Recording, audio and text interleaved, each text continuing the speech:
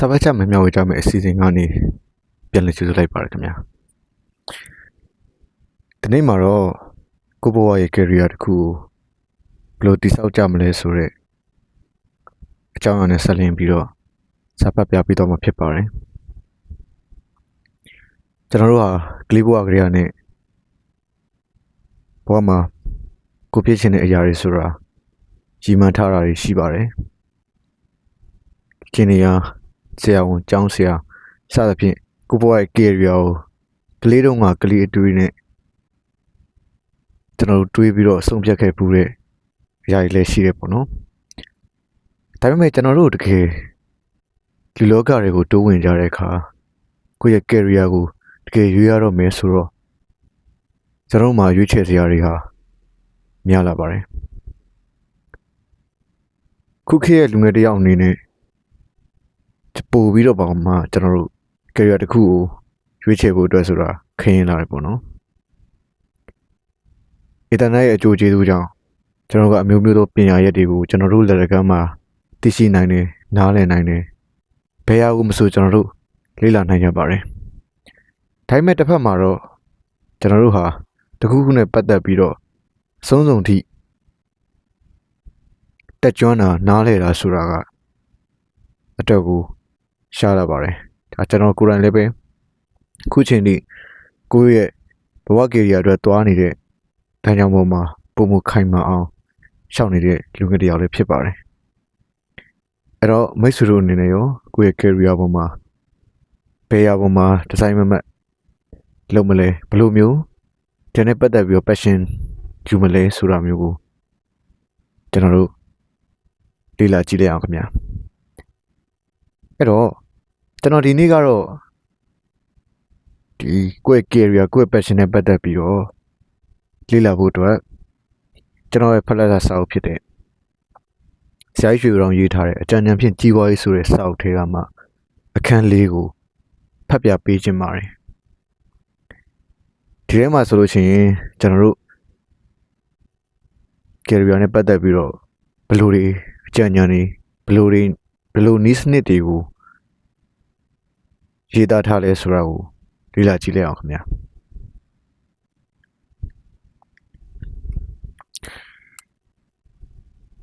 အခန်းလေး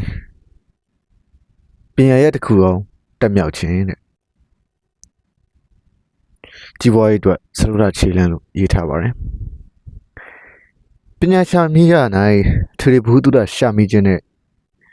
တခုတည်းသောပညာကိုကန့်တစ်ဖက်ရအောင်တက်မြောက်ကျွမ်းကျင်ရှာမိခြင်းဟူ၍ယင်းသည်ရှိလျာမျိုးပေါင်းစုံလျက်ရွယ်ချက်နဲ့အထွေထွေဘဟုတုတရှာမိသောဤမှာမြည်ပြမင်းစုံလင်၍မြည်မြောက်လောက်ခေါင်းမိစေကမူတဏှဥစ္စာကျွယ်ဝါရေးအတွက်တော့များစွာအသုံးဝင်လာခြင်းတိဗ္ဗံကျောင်းကြီးများမှာကျောင်းဆရာအဖြစ်နဲ့အသက်မွေးမြူကြတဲ့ professor ဆရာကြီးများကဲ့သို့ခက်ခဲနက်နဲလှပြီးတဲ့ပညာရဲ့မျိုးစုံလျအောင်တက်မြောက်ကျွမ်းကျင်သူဟူ၍ရှားပါလိမ့်မည်တို့ရတွင်များစွာသောဆရာကြီးတို့သည်ဆရာတောက်ရယုံမှတ်ရှိ၍တဏှဥစ္စာဘောကျွယ်ဝသောတထေးကြီးများအဖြစ်သို့ရောက်နိုင်ကြသည်မရှိကြ၎င်းဆရာကြီးများသည်မိမိတို့တက်မြောက်ထားသောပညာဗဟုသုတကိုသူတစ်ပါးတို့အားတင်ပြပေးုံလောက်သာအသုံးပြုတဲ့၍ငွေရှာမှုအတွက်ထိုပညာကိုအသုံးမပြုကြသည်စစောင်းလေးလာထားရှိသောပညာကိုဉာဏ်ဖြင့်အစီအစဉ်ပြုလုပ်၍ငွေရှာမိမှုအတွက်ရည်ရွယ်ချက်နဲ့အသုံးမချကြရင်ပညာဗဟုသုတတတ်သည်ငွေကိုဆွဲငင်နိုင်သောအစွမ်းမရှိခြင်းဤချက်ကိုသဘောမပေါက်ဘဲဗဟုသုတစုံခဲ့လျင်လိုချင်တာရနိုင်သည်ဟုမောင်ယွန်ထင်မှတ်တတ်ကြသည်ဖြစ်သောကြောင့်များစွာသောသူတို့သည်တသက်တာတွင်မကြီးပွားနိုင်ပဲအချွတ်အချော်ပြစ်ရှာရလေသည်တက်မြောက်ထားသောပညာကိုတစ်စုံတစ်ခုသောရည်မှန်းချက်အတွက်ဉာဏ်ဖြင့်စီစဉ်ကာအသုံးပြုတတ်မှသာလျှင်ထိုပညာ၏တန်ဖိုးသည်ပေါ်ထွက်လာနိုင်သည်ဖြစ်ချေ၏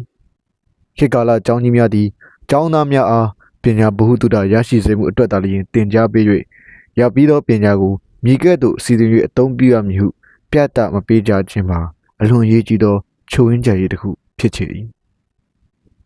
များစွာသောသူတို့ကတိဗ္ဗံကျောင်းကြီးများ၌ပညာသင်ကြားခဲ့မှုမှသာပညာတတ်သူဟု မှတ်ယူတတ်ကြ၏အမေရိကန်ပြည်၌အကျွယ်ဝဆုံးတထေးကြီးတစ်ဦးဖြစ်သော Henry Ford သည်ကျောင်း၌6တန်းမြောက်လောက်သောပညာသင်ကြားခဲ့ဘူးတော်လဲ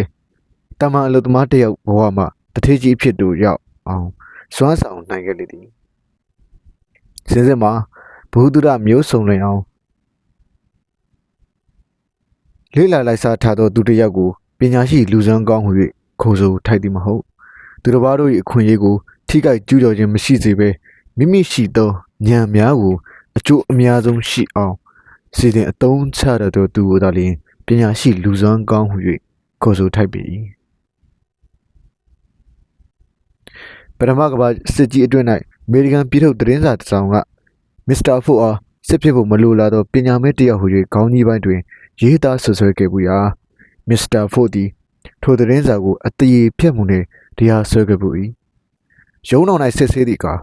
တရားခံ၏ရှေ့နေများသည်မစ္စတာဖို့အားပညာမဲ့တစ်ယောက်ဖြစ်ကြောင်းထင်ရှားစေသောကမိကွန်များထုတ်ကြ၏မစ္စတာဖယ်ဒင်ဒီအာနိုဆိုသူကမိသူသောပုဂ္ဂိုလ်ဖြစ်သည်1986ခုနှစ်တွင်အမေရိကန်တပုံတို့ရေးကိုနှိမ်နင်းရန်အတွက်ဗြိတိရှအစိုးရကစစ်သားပေါင်းများများစစ်လုပ်ခဲ့သည်။စသောမေကွန်းတို့ဖြင့်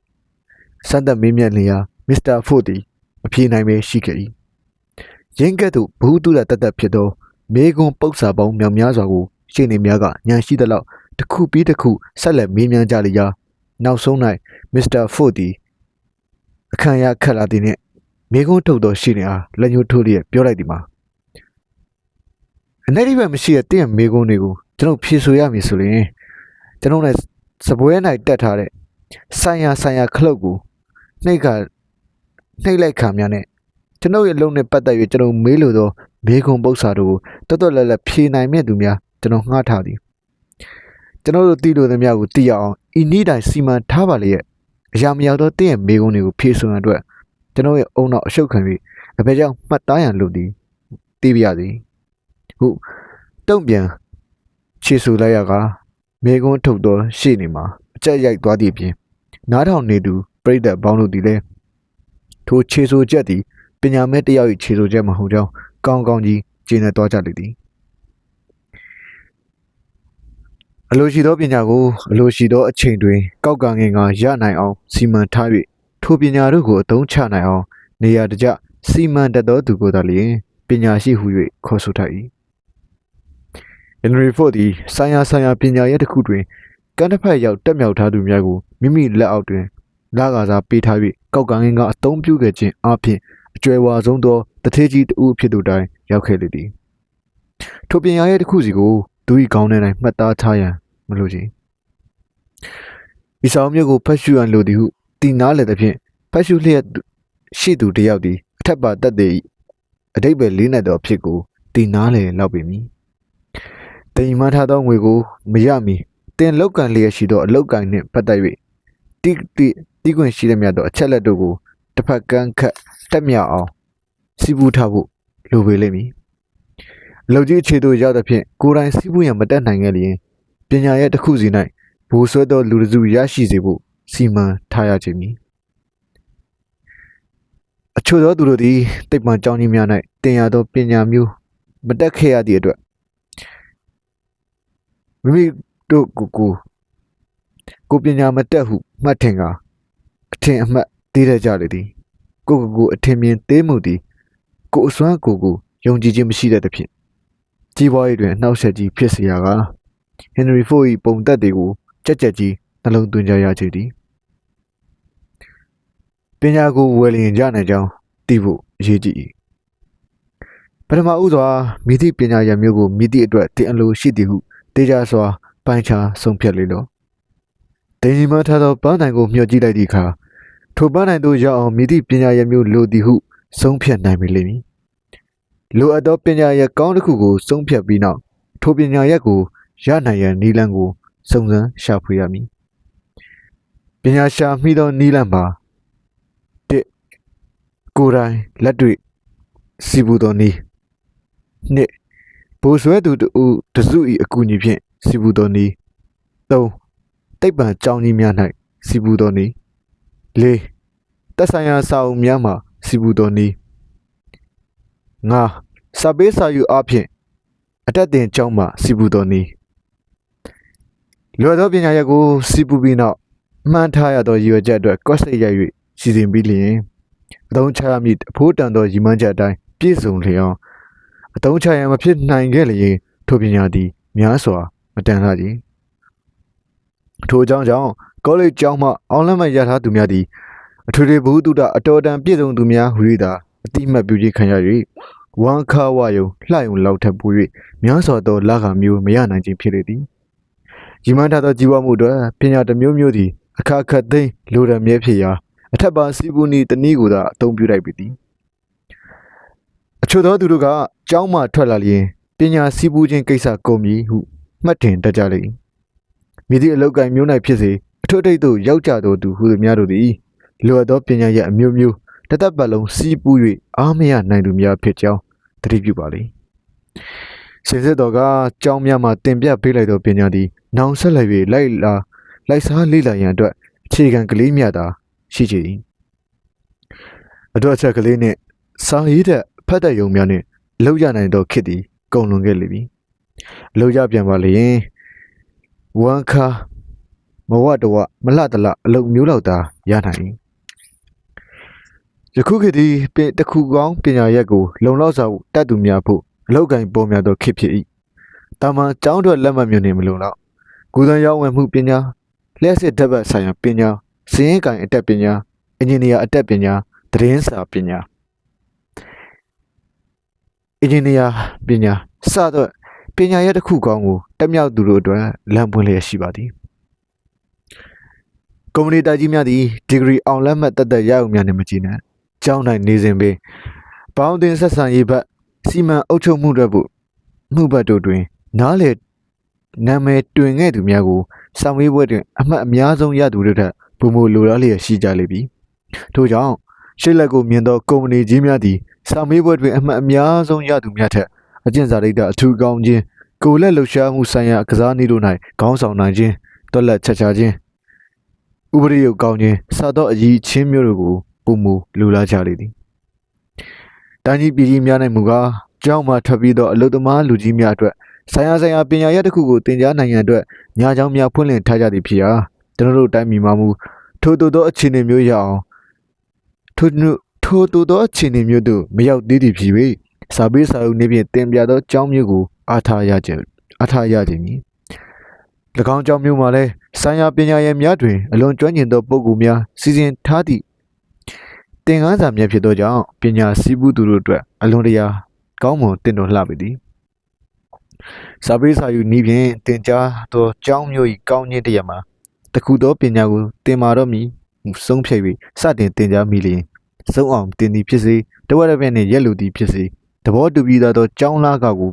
ပြေလည်အောင်ပေးရခြင်းဖြင့်ထိုကျောင်းသားသည်အစအဆုံးပေါအောင်သင်ရတော့လေ၏ဤအတွက်ကြောင့်ထိုကျောင်းသားသည်အစပြုမိသောအလုပ်တစ်ခုကိုဆုံးငန်းတိုင်အောင်ဆောင်ရွက်တတ်သောလေ့ကျင့်တစ်ခုရရှိလေရာထိုလေ့ကျင့်သည်ကြီးပွားရေးအတွက်တသက်ပတ်လုံးကြီးပွားသောအထောက်ပံ့ဖြစ်လေတော့၏အခြားကောင်းမွန်သောအချက်တစ်ခုမှာထိုကျောင်းမျိုးမှာအောင်လက်မှတ်ရရှိသောသူတို့သည်ကုမ္ပဏီတိုက်ကြီးတို့၏လေးစားယုံကြည်ခြင်းခံတတ်ရ၍လောက်ကန်လျှောက်ထားရ၌အလွန်လွယ်ကူတတ်လေသည်အကြောင်းမူကားအလုတ်တစ်ဖက်နှင့်စာပေးစာယူကျောင်းတွင်အောင်လက်မှတ်ရသည့်တိုင်အောင်အစအဆုံးပညာသင်ကြားပေးနိုင်သောဇွဲသက်တည်ရှိသည့်အလုတ်သမားတစ်ယောက်သည်လူညံ့တစ်ယောက်မဟုတ်ဟု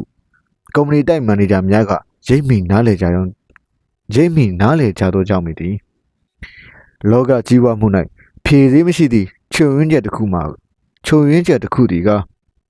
ကြီးပွားလိုသောစိတ်ဆန္ဒမရှိခြင်းပင်ဖြစ်ချေ၏လူတိုင်းပင်ကြီးပွားလိုသည်ဟုပြောကြမည်ဖြစ်တော်လဲတကယ်ကြီးပွားလိုသောဆန္ဒပြင်းပြစွာရှိသူတို့၏ရာဂိုင်နှုန်းမှာမများလာကြအလုတ်တစ်ဖက်နှင့်ပညာတစ်ခုကိုအစမှအဆုံးတိုင်လက်မှတ်ရသည့်တိုင်အောင်လိလာသင်ကြားနိုင်သည့်အထိဇွဲသက်သည့်ရှိသူတစ်ယောက်မှာကြီးပွားလိုသောဆန္ဒပြင်းစွာရှိသူတစ်ယောက်ဖြစ်ကြောင်းထင်ရှားသည်ဖြစ်၍ထိုသူသည်မြစ်သည့်အလုတ်ကိုင်မျိုး၌ဖြစ်စေအောက်ဆုံးတွင်ရက်နေမည်မဟုတ်ဟုစိတ်ချလေလောအထက်လူကြီးများသည်ထိုသူ၏ကြီးချင်းကိုတနေ့နေ့တွင်သိရမြင်ရမည်ဖြစ်၍တိုးတက်ကြီးပွားရေးအတွက်အခွင့်အလမ်းဖွင့်ပေးတတ်ချသည်လွန်ခဲ့သောစစ်ကြီးတွင်ပညာသင်ကြားခြင်းပြက်ကွက်၍အ ချိန်ရွယ်ကုန်လွန်သဖြင့်အလုတ်လောက်ကန်ကြသောအလုတ်သမားများသည်စာပေးစာယူပညာကျောင်းများတွင်ပညာရဲ့တစ်မျိုးမျိုးကိုသင်ကြားကြရန်အထူးပင်တင်လျော်သဖြင့်ထောက်ခံလိုက်ရပေပြီထို့ပြင်ယခုခေတ်ကြီးသည်ခေတ်တည်းကြီးဖြစ်၍ယခင်ခေတ်ကကြီးပွားထွန်းကားလာခဲ့မှုသောအလုတ်ကန်မျိုးသည်ယခုခေတ်တွင်မထွန်းကားရှိနေတတ်သည်ဖြစ်ရကာထို့သောသူတို့အတွက်အလုတ်ကန်ပြောင်းလဲလောက်ကန်ရန်မှာလဲအဆိုပါကျောင်းမျိုးတို့သည်ကြီးစွာသောအထောက်ပံ့ဖြစ်နိုင်ပေ၏အတတ်ပညာကိုအဖို့ပေးဝယ်လျင်အဖိုးကြီးနှင့်တဆင့်ရောင်းစားနိုင်၏အဲ့တော့ဒါကတော့ကျွန်တော်တို့လွန်ခဲ့လေပြီးတော့နှစ်ပေါင်းများစွာကရေးထားတဲ့စာအုပ်ဖြစ်တယ်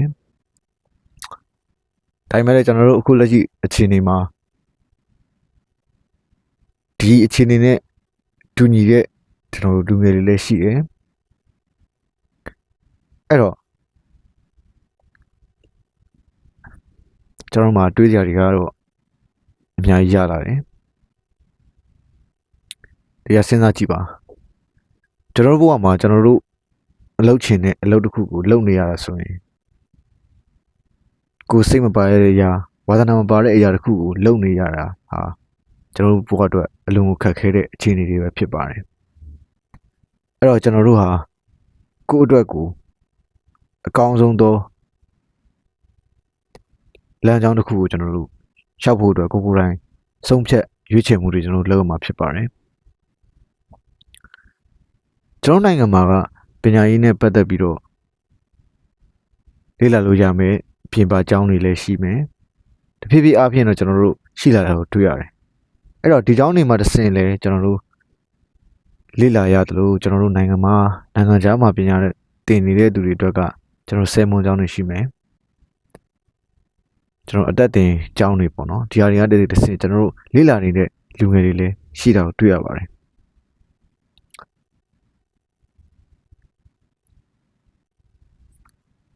အဲ့တော့ကျွန်တော်တို့ဒီနေ့ရဲ့အခန်းကဏ္ဍနဲ့ပတ်သက်ပြီးတော့အနှစ်ချုပ်ရမယ်ဆိုလို့ချင်း